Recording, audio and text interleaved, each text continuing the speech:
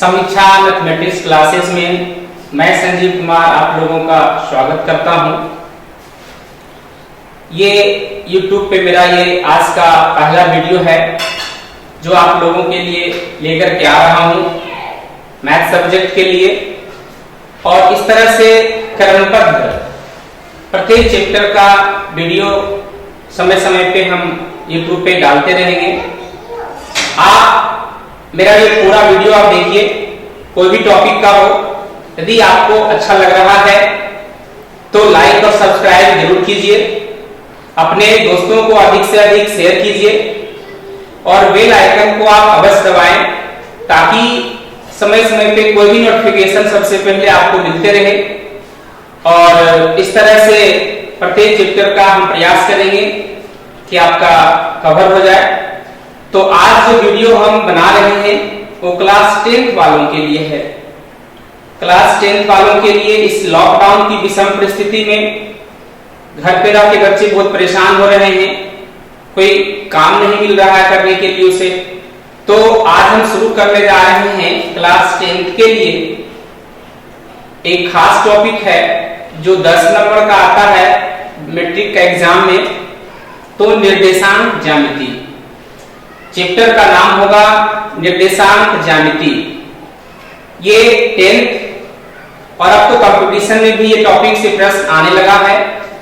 तो प्यारे छात्रों मित्रों, आप इसको पहले देखिए। तो चैप्टर प्रारंभ करते हैं आप आज से, निर्देशांक ज्यामिति।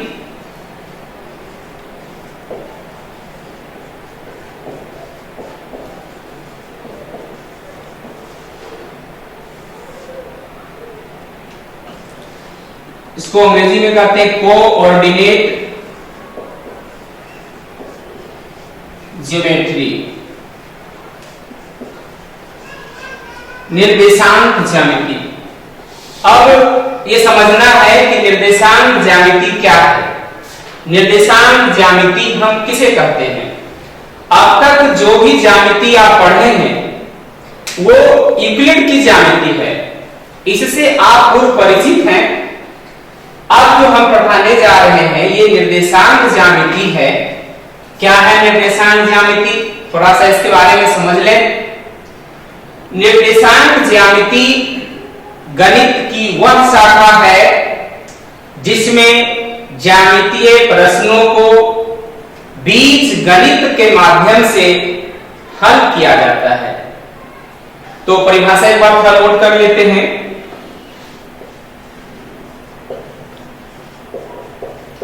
निर्देशांक ज्यामिति गणित की वह शाखा है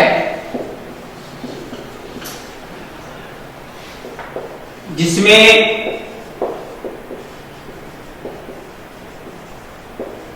ज्यामितीय प्रश्नों को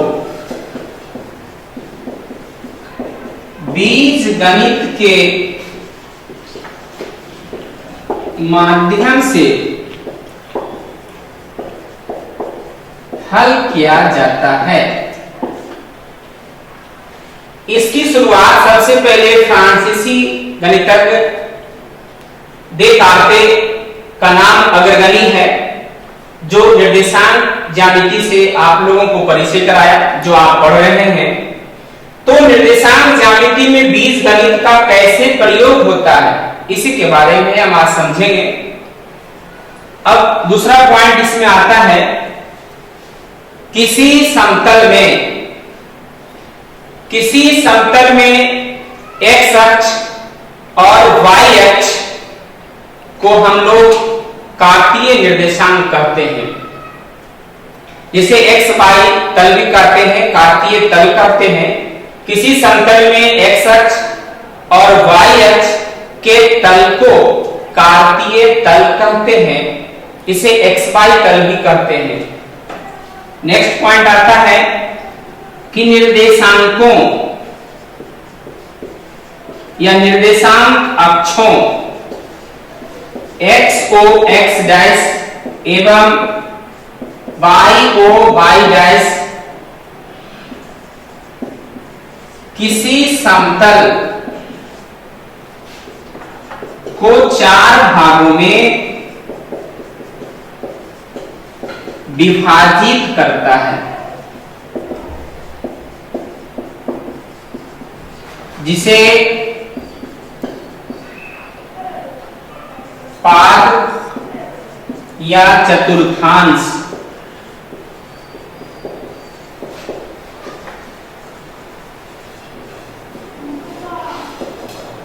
क्वाड्रेंट्स कहते हैं। निर्देशांक अक्षों x o x डैश एवं y o y डैश किसी समतल को 4 भागों में विभाजित करता है, जिसे हम पाद या चतुर्थांश या क्वाड्रेंट्स कहते हैं। अब हम इसके 4 भाग को देखेंगे कि 4 भाग क्या है। तो थोड़ा सा इधर फोकस करते हैं, आप देखिएगा इसको। बहुत इंपॉर्टेंट पॉइंट्स ये है, ये इसको हम लोग कहते हैं x अक्ष, ये y अक्ष, ये x डैश अक्ष, इसे कहेंगे y डैश अक्ष। अब x यहां नाम देंगे o, x o x dash, y o y dash, ये 4 भागों में बांट रहा है। ये कहलाएगा मेरा प्रथम पाद, फर्स्ट क्वाड्रेंट्स, फर्स्ट क्वाड्रेंट। ये मेरा है द्वितीय पाद, सेकेंड क्वाड्रेंट।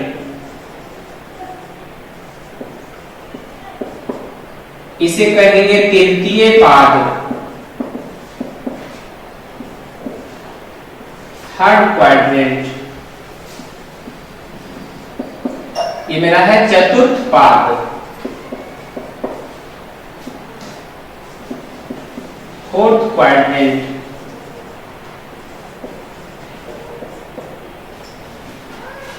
प्रथम पाद, द्वितीय पाद, ये तृतीय पाद और ये चतुर्थ पाद है। अब x o x dash, y o y dash o बिंदु पर प्रतिच्छेद कर रहा है, जिसे हम नाम देंगे मूल बिंदु, जिसे हम क्या कहते हैं, मूल बिंदु। इसका निर्देशांक होता है 0 0। मूल बिंदु का निर्देशांक होगा 0 0। अक्सर ये बोर्ड एग्जाम में आता है कि मूल बिंदु का निर्देशांक होता है, तो आंसर होगा 0 0। अब ये जो x अक्ष है, इसको हम कहेंगे भुज, या इसको कहेंगे x निर्देशांक, x निर्देशांक। ये मेरा है कोटि, जिसको कहेंगे y निर्देशांक। अब x अक्ष को भुज कैसे कहेंगे, इसमें अक्सर कंफ्यूजन होता है, लेकिन आइए कंफ्यूजन हम दूर कर देते हैं। अक्सर बोर्ड एग्जाम में आता है कि y अक्ष से दूरी कहलाता है, तो जवाब होगा भुज या x निर्देशांक। कैसे? अब जब y अक्ष से दूरी कहेगा तो y अक्ष पे कांस्टेंट कर दिए, अब यहां से दूरी देखना है क्या है, तो पता चला भुज है। अगर आपसे पूछे कि x अक्ष से दूरी कहलाता है, तो जवाब होगा कोटि। कैसे? तो x अक्ष से दूरी पूछा, इसलिए x अक्ष के पेन को कांस्टेंट कर दिए, और इधर सामने देखेंगे क्या है, कोटि। तो 2 सवाल इंपॉर्टेंट हो गया कि x अक्ष से दूरी, तो जवाब है कोटि। अगर y अक्ष से दूरी पूछा जाए तो जवाब है भुज। इसके बाद थोड़ा सा इसका चिन्ह योजना देख लेते हैं। ये प्रथम पाद है, तो इसका चिन्ह होगा प्लस प्लस। द्वितीय पाद है तो माइनस प्लस, और ये जब तृतीय पाद है इसमें दोनों माइनस होगा। चतुर्थ पाद में मेरा चिन्ह होगा प्लस और माइनस, प्लस और माइनस। तो प्रथम पाद का चिन्ह क्या होगा, प्लस प्लस। द्वितीय पाद का चिन्ह क्या होगा? Minus plus. तृतीय पाद का चिन्ह क्या होगा? Minus minus. चतुर्थ पाद का चिन्ह क्या होगा? Plus minus. अब इस पर भी ऑब्जेक्टिव आता है। क्या आता है ऑब्जेक्टिव? थोड़ा सा पॉइंट्स नोट कर लीजिएगा। देखिए, जैसे अगर आपसे कहा जाए कि 2 3 किस पाद या चतुर्थांश में होगा, तो ये प्लस है, ये भी प्लस है, तो इसका जवाब होगा प्रथम पाद। प्रथम पाद या चतुर्थांश, दोनों में से कोई भी दे सकते हैं, जो रहेगा ऑप्शन में वैसा लिखना है। अब यहां से आएगा, बताइए तो -3 और 4 किस चतुर्थांश में या किस पाद में होगा? पहले माइनस है, बाद में प्लस है, तो देख लीजिए माइनस और प्लस ये मेरा है द्वितीय पाद। इसी तरह से आगे बढ़ेंगे। मान लीजिए मेरा -2 और -3 है, तो ये हो जाएगा तृतीय पाद। और इसी तरह नेक्स्ट अगर मान लीजिए 4 और -5 है, तो ये हो जाएगा चतुर्थ पाद, क्योंकि पहले प्लस है, बाद में माइनस है, प्लस माइनस है, इसीलिए चतुर्थ पाद। तो यहां से भी ऑब्जेक्टिव आता है, आप विशेष ध्यान रखिएगा, इस सबसे ऑब्जेक्टिव ज्यादा आता है।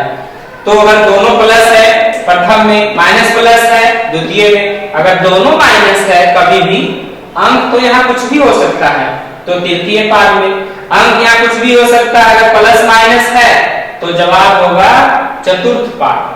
अब बात थोड़ा सा रहा कि मान लीजिए अगर आपका दिया हुआ है 5 और 0, तो y अक्ष पर x का निर्देशांक 0 होगा और x अक्ष पर y का निर्देशांक 0 होगा। पहले 5 0 है, इसलिए यह होगा x अक्ष पर। x अक्ष पर अगर 0 और 5 रहता तो होता y अक्ष पर। तो ये इतना पहले आप थोड़ा सा लिख लीजिए, जो नोट करना चाहते हैं नोट कर लीजिए। नेक्स्ट इसके बाद चलेंगे, थोड़ा मिटा देते हैं।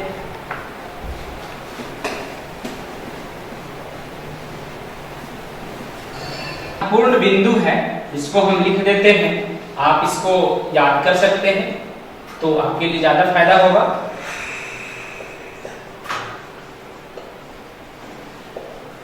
महत्वपूर्ण बिंदु,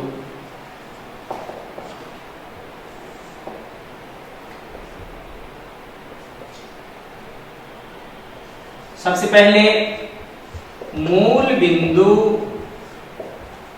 का निर्देशांक 0 0, मूल बिंदु का निर्देशांक 0 0, x अक्ष से दूरी कहलाता है। x अक्ष से दूरी अभी बताए थे, तो x अक्ष से दूरी होगा कोटि या y निर्देशांक। तीसरा पॉइंट्स है y अक्ष से दूरी, y अक्ष से दूरी होगा या y अक्ष से दूरी कहलाता है भुज या x निर्देशांक।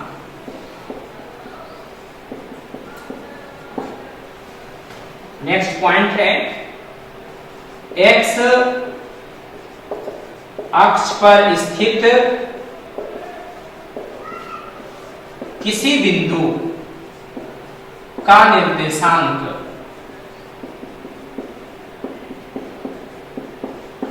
होगा k0।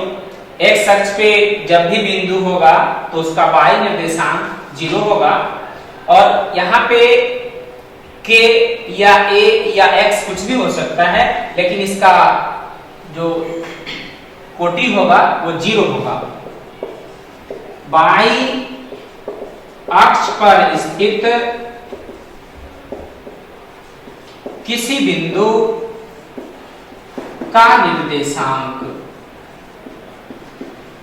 इक्वल टू होगा 0 और k। नेक्स्ट पॉइंट हो जाएगा x अक्ष पर x अक्ष पर किसी बिंदु का y निर्देशांक 0 होता है। इसी प्रकार हो जाएगा y अक्ष पर किसी बिंदु का x निर्देशांक 0 होता है। नेक्स्ट है यदि कर्मित युग्म x y है, ध्यान दीजिएगा ये बड़ा इंपॉर्टेंट है। कर्मित युग्म x y हो तो x को हम लोग कहते हैं भुज, है ना, एब्सीसा।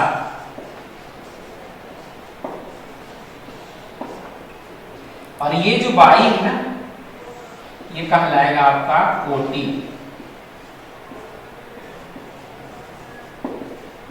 ऑर्डिनेट। अगर कर्मित युग्म x y हो, x के जगह पे कोई अंक हो सकता है प्लस माइनस कुछ भी, 2 3 -2 -3, y के जगह पे कुछ भी हो सकता है। तो कर्मित युग्म अगर इसके जैसा हो छोटी कोष्ठक के अंदर तो x को कहेंगे भुज और ये y को कहेंगे कोटि। तो इतना इंपॉर्टेंट पॉइंट्स हैं, थोड़ा सा आप इसको लिख लीजिए। इसके बाद सबसे इंपॉर्टेंट है दो बिंदुओं के बीच की दूरी। दो बिंदुओं के बीच की दूरी इतना लिख लीजिए, उसके बाद हम आपको तुरंत सिद्ध करते हैं। तो वहां तक तो आप लिख लिए थे ना, बस अब दो बिंदुओं के बीच की दूरी आते हैं, बड़ा इंपॉर्टेंट पॉइंट है। दो बिंदुओं के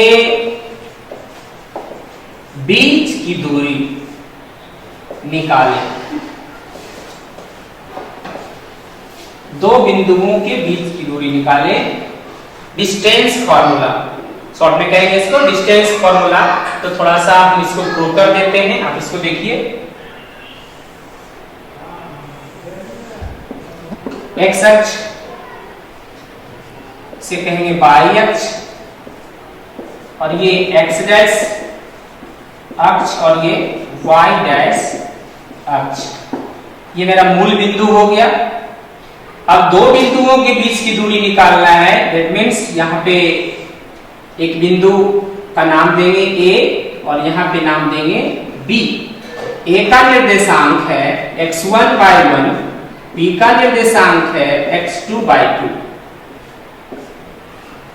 दो बिंदु ए और बी, अब इसको मिला दिए तो नाम हो गया ए बी। दो बिंदुओं के बीच की दूरी निकालना है। ए का निर्देशांक x1/1, बी का निर्देशांक x2/2। अब क्या करेंगे, यहां से ए से लंब डालेंगे, नाम देंगे am, और बी से x अक्ष पे लंब डालेंगे और नाम देंगे bn, ये 90 डिग्री का होगा। अब a से भी लंब डालेंगे bn पर ar।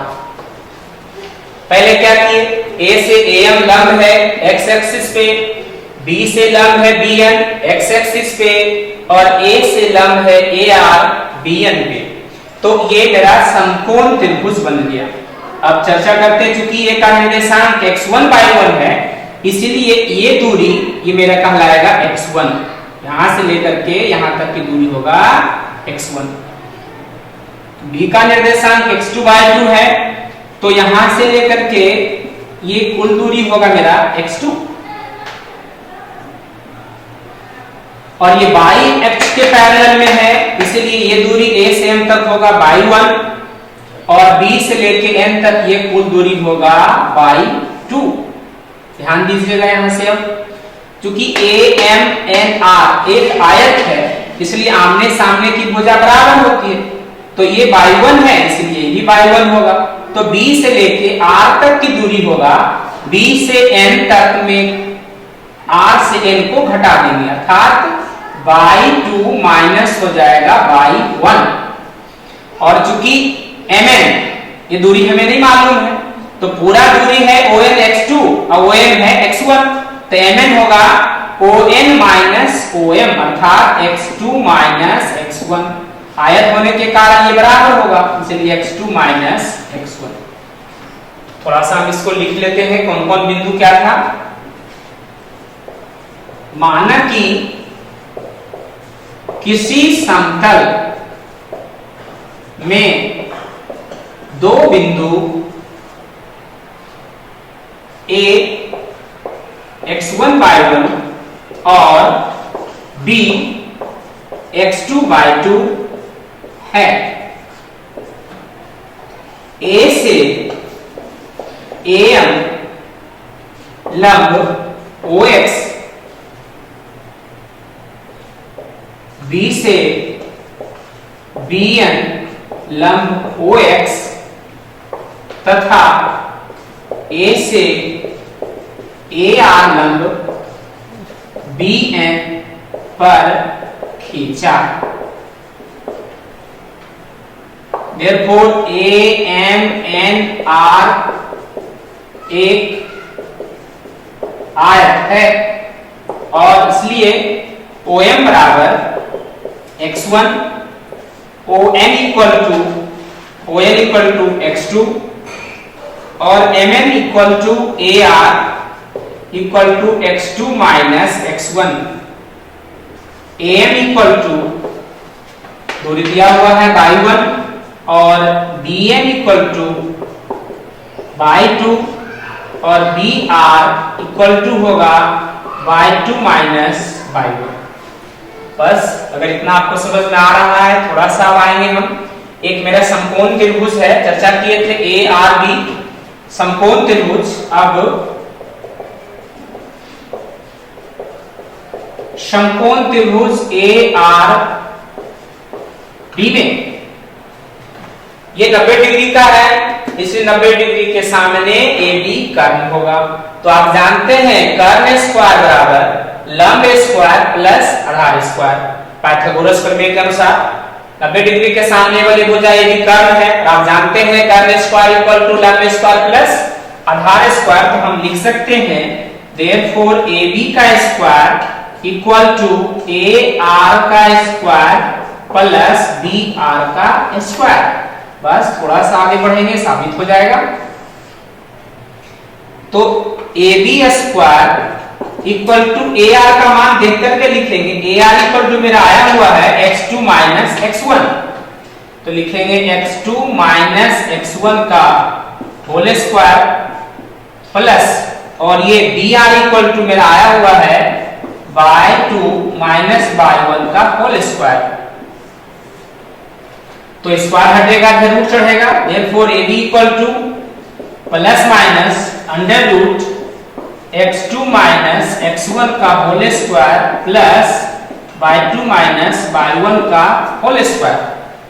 चूंकि आप जानते हैं कि दूरी ऋणात्मक नहीं होता है,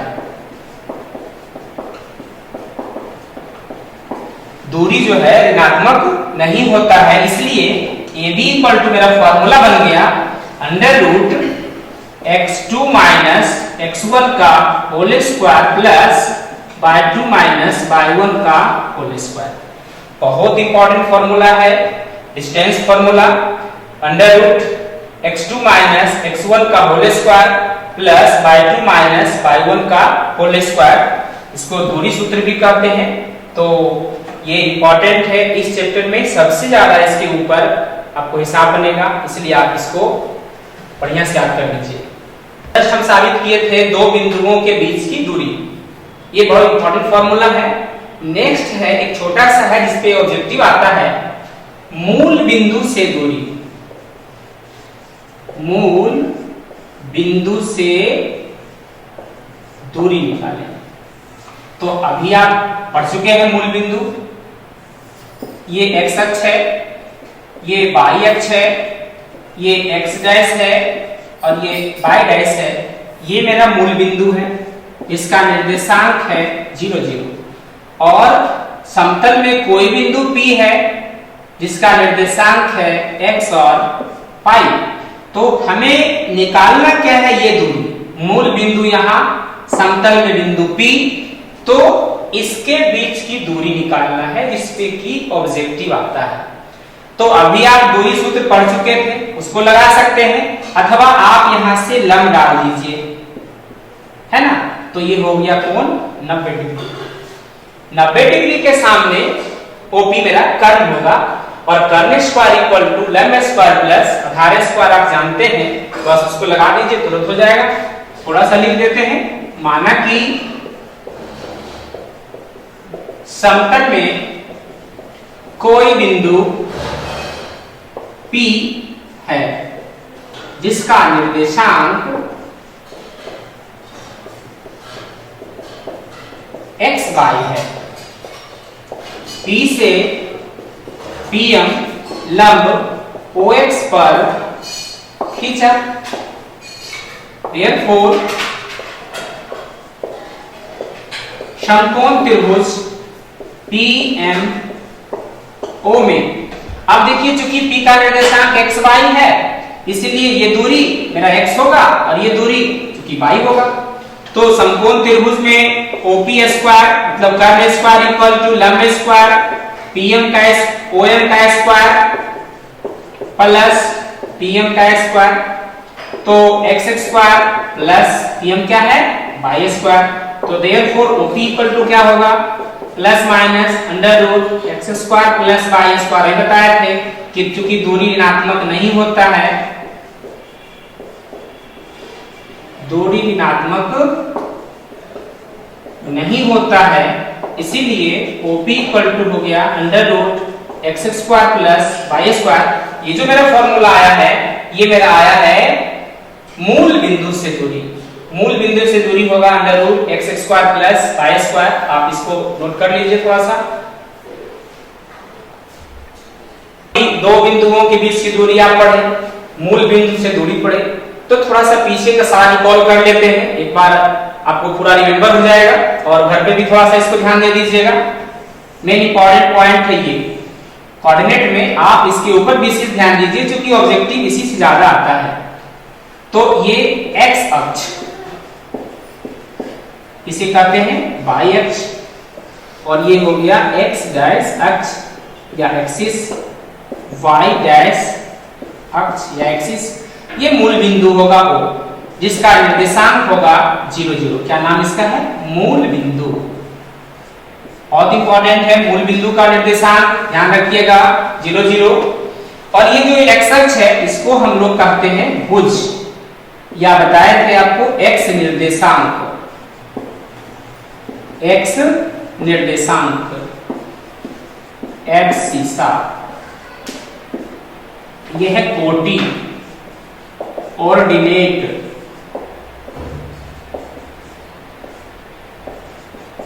या इसको कहेंगे y निर्देशांक। ध्यान दीजिएगा x, ये y अक्ष से दूरी, हाथ को y अक्ष पर रख लेंगे, यहां से दूरी देख लेंगे क्या मेरा दूरी है तो भुज है।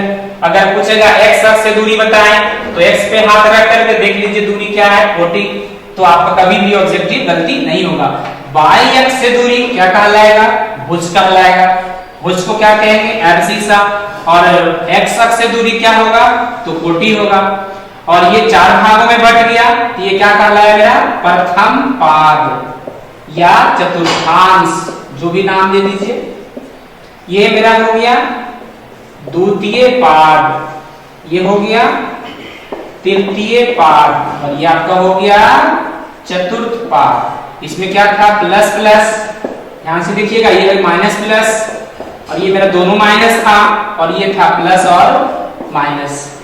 तो ये बेसिक आपका था, एक बार इसको ध्यान से देख लिए। फिर क्या था? x अक्ष से दूरी आपका कहलाएगा कोटि, y अक्ष से दूरी कहलाएगा भुज, मूल बिंदु का निर्देशांक 0 0 है ना। प्लस प्लस अगर है प्रथम पाद, माइनस प्लस है द्वितीय पाद, माइनस माइनस है तृतीय पाद और प्लस माइनस है तो चतुर्थ पाद। अब थोड़ा सा कुछ प्रॉब्लम है, इसके ऊपर हिसाब आएगा, कैसे उसको हम बनाएंगे तो थोड़ा सा देख लीजिए। यदि आपसे कहे कि 5 12 की मूल बिंदु से दूरी निकालें, 5 और 12 दिया गया है, इसकी पूछ रहा है मूल बिंदु से दूरी। आप अभी पढ़े हैं दूरी बराबर, अगर आपसे मूल बिंदु से दूरी कहा जाए, अगर मूल बिंदु से दूरी पूछ रहा है तो अंडर रूट फॉर्मूला होगा x² प्लस y² और x के जगह पे मेरा कितना है 5 है, तो अंडर रूट मेरा होगा 5 का स्क्वायर प्लस 12 का स्क्वायर, तो 5 का स्क्वायर 5 गुना 5 25, 12 का स्क्वायर 12 गुना 12 144। आप दोनों को प्लस कर दीजिए, 169 का वर्गमूल निकल करके आएगा 13 इकाई। 13 इकाई ये मूल बिंदु से दूरी। अगर आपको इस तरह का कभी भी प्रश्न रहे, यहाँ पे अंक कुछ भी हो सकता है, जहां मूल बिंदु से दूरी निकालने के लिए कहे तो दूरी का तुरंत फॉर्मूला लगाएंगे हम, under root x² plus y² और x के जगह पे मेरा है 5 और y के जगह पे मेरा है 12, अंडर रूट 5 का स्क्वायर प्लस 12 का स्क्वायर, 5 का स्क्वायर होगा 25, 12 का स्क्वायर होगा 144, दोनों को प्लस कर दीजिएगा 169, उसका वर्गमूल हो जाएगा 13 इकाई। थोड़ा सा एक देख लेते हैं दो बिंदुओं के बीच की दूरी। अगर आपसे कहे कि दो बिंदुओं के बीच की दूरी निकाली, एक सवाल जस्ट इसके बाद, मूल बिंदु से दूरी। अब आ रहा है दो बिंदु, अगर दिया हुआ है दो बिंदुओं 4 और 1 है और 8 और 4 है, कहेगा के बीच की दूरी निकालें। दूरी निकालें, 4 1 और 8 4 है, इसके बीच की दूरी निकालना है। मान लीजिए कि दो बिंदु आपका पहला A है, दूसरा B है, इसका निर्देशांक है 4 और 1, इसका निर्देशांक है 8 और 4। ध्यान दीजिएगा, हम बताए थे ये x1/1 होगा और ये मेरा x2/2 होगा। दो बिंदु, पहला x1/1, दूसरा x2/2 के बीच की दूरी निकालना रहे तो तुरंत दूरी सूत्र लगा देंगे। दूरी सूत्र आप जानते हैं, under root x2 minus x1 का whole square plus y2 minus y1 का होल स्क्वायर रूट अंडर। तो अब यहां से अगर आपको दिक्कत है शुरू में, तो आप क्लियर कर लीजिए कि मेरा x1 कौन है। तो x1 के जगह पे कौन है 4, x1 ये y1 होगा, ये x2/2 होगा, तो x2 मेरा हो गया 8 और यहां से y1 मेरा हो गया 1 और y2 मेरा हो गया 4। कभी भी गलती नहीं होगा, फिर आपको पहचानने आ जाएगा तो आप डायरेक्ट दूरी सूत्र लगा सकते हैं। लेकिन प्रारंभ में ध्यान रहे कि A कहलाएगा x1/1, B कहलाएगा x2/2।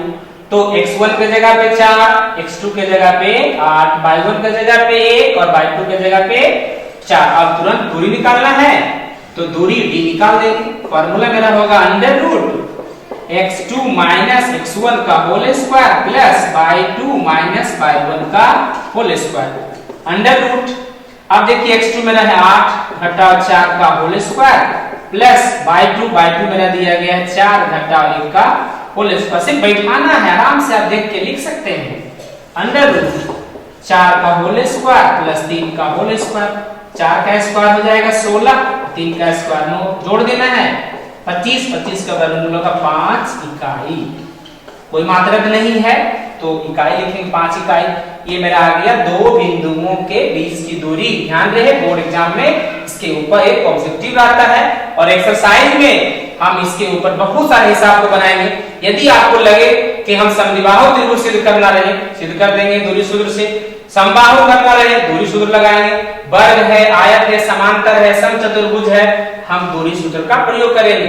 अगर तीन बिंदु संरेख है या नहीं उसकी जांच करने के लिए दूरी सूत्र लगाएंगे। तो आपका पूरे एक्सरसाइज में दूरी सूत्र के ऊपर बहुत सारा सवाल है। कुछ और प्रॉपर्टीज है जिसको हम लिखेंगे जस्ट इसके बाद, नोट कर लीजिए। अभी इसके पहले हम पढ़े थे दो बिंदुओं के बीच की दूरी और मूल बिंदु से दूरी। कुछ इस चैप्टर का इंपॉर्टेंट पॉइंट्स हैं, इसको आप ध्यान से देखिए और समझिए। कुछ महत्वपूर्ण बिंदु, यदि आपको कहे कि सिद्ध करे कि एक समबाहु त्रिभुज है, ABC एक त्रिभुज है जिसका तीनों शीर्ष दिया हुआ रहेगा, A भी दिया हुआ रहेगा, B भी दिया हुआ रहेगा और C का भी निर्देशांक रहेगा। ये कहलाएगा x1/1, ये कहलाएगा x2/2 और ये मेरा होगा x3 और y3। अगर x1/1, x2/2, x3/3 दिया हुआ है प्रूव करना है कि ये समबाहु त्रिभुज है या नहीं, तो कैसे जांच करेंगे? तो हम दूरी सूत्र जो डिस्टेंस फॉर्मूला है उसका प्रयोग करेंगे। तो समबाहु त्रिभुज का क्या गुणधर्म है? वह त्रिभुज जिसकी तीनों भुजा की लंबाई बराबर हो। तीनों भुजा की लंबाई जैसे AB बराबर BC बराबर AC, अगर तीनों भुजा बराबर है, AB भुजा BC के बराबर है, BC AC के बराबर है, तीनों आपस में बराबर है, तो त्रिभुज का नाम होगा समबाहु। अगर बराबर नहीं होगा तो समबाहु त्रिभुज नहीं होगा। यदि कहे सिद्ध करें कि त्रिभुज समद्विबाहु है या नहीं, या जांच करें कि समद्विबाहु त्रिभुज है या नहीं, तो हम जांच करेंगे। कैसे करेंगे? AB निकालेंगे बस दूरी सूत्र से, BC निकालेंगे दो बिंदुओं के बीच की दूरी, AC निकालेंगे दो बिंदुओं के बीच की दूरी। अगर कोई भी तीनों भुजा निकाल लिए, अगर कोई भी दो भुजा बराबर है, उस त्रिभुज का नाम होगा समद्विबाहु त्रिभुज। AB बराबर BC, AB बराबर AC, BC बराबर AC, तीनों में से कोई लागू हो जाएगा, त्रिभुज का नाम होगा समबाहु त्रिभुज। इसके बाद है कि समकोण त्रिभुज है या नहीं, जांच करें। जांच क्या करेंगे? समकोण त्रिभुज का गुणधर्म है कि एक भुजा का वर्ग अन्य दो भुजाओं के वर्गों के योगफल के बराबर हो, तो त्रिभुज आपका समकोण होगा। तो हम सबसे पहले AB स्क्वायर निकालेंगे, BC स्क्वायर निकालेंगे, AC स्क्वायर निकालेंगे दूरी सूत्र से। अगर इसमें से कोई भी लागू हो जाए, AB square plus BC square बराबर AC square, AB square plus AC square बराबर BC square, BC square plus AC square equal to AB square आ जाए, तो यह त्रिभुज मेरा होगा समकोण त्रिभुज। यदि आपको ये कहता है कि सिद्ध करें कि आयत है, तो आयत कैसे सिद्ध करेंगे? तो आयत का परिभाषा सब लोग जानते हैं, आमने सामने की भुजा बराबर होती है, प्रत्येक कोण 90 डिग्री का होता है। यदि आमने सामने की भुजा बराबर हो और इसके दो विकर्ण होते हैं, एक AC और एक BD, अगर AB भुजा DC के बराबर है, AB भुजा DC के बराबर है और ये BC भुजा AD के बराबर है, ध्यान दीजिएगा, आमने सामने की भुजा बराबर हो गया और इसका ये विकर्ण है। अगर विकर्ण AC और विकर्ण BD भी बराबर है, तो यह चतुर्भुज है, ये होगा आयत। क्या होगा? आयत। यदि संरेख प्रूव करना है, सिद्ध करें कि तीन बिंदुएं समूह संरेख है, तो संरेख के लिए भी तीन बिंदु दिया हुआ है, A, दूसरा B और तीसरा C। तो सबसे पहले दूरी सूत्र से AB निकालेंगे, फिर BC निकालेंगे, फिर AC निकालेंगे। तो अगर दो भुजा का योग तीसरी भुजा के बराबर हो, तो तीनों बिंदु समूह आपका संरेख होगा। इसमें से कोई भी लागू हो सकता है। यदि प्रूव करना रहे कि वर्ग है, तो सबसे पहले हम इसकी परिभाषा के ऊपर जाएंगे कि वर्ग किसे कहते हैं। इसका गुणधर्म अगर पता है तो तुरंत वर्ग आप साबित कर दीजिएगा। इसकी चारों भुजा की लंबाई समान हो और ये विकर्ण बराबर हो, तो कहलाएगा आपका वर्ग। तो AB, BC, CD, AD चारों निकालेंगे दूरी सूत्र पे। दूरी सूत्र क्या है? √x2 - x1 का whole square plus y2 - y1 का होल स्क्वायर। तो विकर्ण AC और विकर्ण BD भी निकालेंगे दूरी सूत्र से। आगे चारों भुजा बराबर है, दोनों विकर्ण भी बराबर है, तो वह चतुर्भुज वर्ग होगा। अगर समांतर चतुर्भुज प्रूव करना रहे जस्ट इसके बाद, तो समांतर चतुर्भुज कैसे साबित करेंगे? इसकी परिभाषा को ध्यान से देखेंगे कि आमने सामने की भुजा समांतर होती है और बराबर होती है। इसके विकर्ण बराबर नहीं होते हैं, इसके विकर्ण AC और विकर्ण BD बराबर नहीं होते। आमने सामने की भुजा बराबर, AB भुजा DC के बराबर और BC भुजा AD के बराबर, और विकर्ण AC नॉट इक्वल टू विकर्ण क्या? BD। तो मेरा होगा समांतर चतुर्भुज। अगर ये विकर्ण बराबर हो जाएगा तो आयत कहला जाएगा। तो विकर्ण बराबर समांतर चतुर्भुज का नहीं होता है। लास्ट है समचतुर्भुज, रोम्बस। समचतुर्भुज किसे कहते हैं? आप जानते हैं, वह चतुर्भुज जिसकी चारों भुजा की लंबाई बराबर हो, समचतुर्भुज कहलाता है। तो इसका गुणधर्म है, हम AB निकालेंगे, दो बिंदुओं के बीच की दूरी दूरी सूत्र से BC निकालेंगे, CD निकालेंगे और AD निकालेंगे। अगर चारों भुजा की लंबाई आपका बराबर है और विकर्ण बराबर नहीं है, तो यह चतुर्भुज मेरा समचतुर्भुज होगा। तो इतने सारे पॉइंट्स को आप गौर से देखिए और इसके गुणधर्म को, एक मेरा सलाह है कि आप इसको याद रखिए और बार बार इसको देखते रहिएगा। एक्सरसाइज में बहुत सारा सवाल इसके ऊपर है, जो प्रॉब्लम हम आपको देंगे, आप घर में बैठ करके इसके ऊपर जितने प्रश्न मेरे YouTube पे है आप उसको बनाइएगा एक बार समय निकाल के ईमानदारी से, और फॉर्मूला थोड़ा सा रिमेम्बर करते रहिएगा। ये गुणधर्म अगर आपको याद है, एक्सरसाइज बहुत इजी होगा, बहुत इजी होगा। थोड़ा सा आप इसको नोट कर लीजिए। अभी तक आप पढ़े दूरी सूत्र और मूल बिंदु से दूरी, उसके ऊपर थोड़ा सा कुछ सवाल दिए हैं, आप घर में बैठ के ईमानदारी से थोड़ा सा इसको सॉल्व कर लीजिएगा। पहला है कि मूल बिंदु से निम्नलिखित बिंदुओं की दूरी ज्ञात करें। तो ये मूल बिंदु से दूरी देख लीजिएगा हम कैसे बनाए हैं जस्ट इसके पहले। फिर निम्नलिखित बिंदु युग्मों के बीच की दूरी ज्ञात करें। तो दो बिंदु दिया गया है, दूरी सूत्र लगा करके आप दो बिंदुओं के बीच की दूरी निकाल लीजिएगा। कुछ प्रॉब्लम है इसको बना लीजिए, इसको लिख लीजिएगा बढ़िया से। इधर थोड़ा सा सिद्ध करें कि निम्नलिखित बिंदु संरेख है। तो हम संरेख के लिए आपको बताए थे कि अगर तीन बिंदु समूह संरेख कब होगा, पहले ए बी सी, आप पहले ए बी निकालें, फिर बी सी निकालें, फिर ए सी निकालें।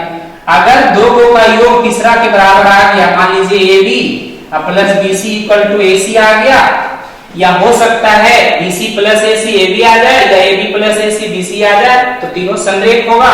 तो दूरी सूत्र यहाँ लगाना है, यहाँ लगाना है, पूरा बन जाएगा लास्ट में। इस तरह दो का योगफल तीसरा के बराबर आ गया, संरेख है। जांच करें कि समद्विबाहु है या नहीं। तो दो भुजा बराबर आ गया, समद्विबाहु हो जाएगा। त्रिभुज है मान लीजिए ए बी सी, आप तीनों भुजा निकालें, ए बी बी सी और ए सी दूरी सूत्र से, और दो को भुजा कोई भी बराबर आ गया तो समद्विबाहु होगा। जस्ट इसके बाद आएगा, आप बुक पीछे देखिएगा, बुक में बहुत सारा प्रॉब्लम होगा। समबाहु है, आयत है, वर्ग है, समांतर है, समचतुर्भुज है, सारा प्रॉब्लम आप बुक से जो थ्योरी हम आपको बता दिए हैं, आप उसके आधार पे सारे प्रश्न को बना सकते हैं। बस इस चैप्टर के लिए आपको इतना है, आप इसको पहले नोट कर लीजिए और घर में आपको बना लेना है, फॉर्मूला को रिवाइज कर लेना है बढ़िया से, ताकि आपको पीछे पलटने की जरूरत ना हो। एक बार बढ़िया से सारा फॉर्मूला को रिकॉल कर लीजिएगा। धन्यवाद।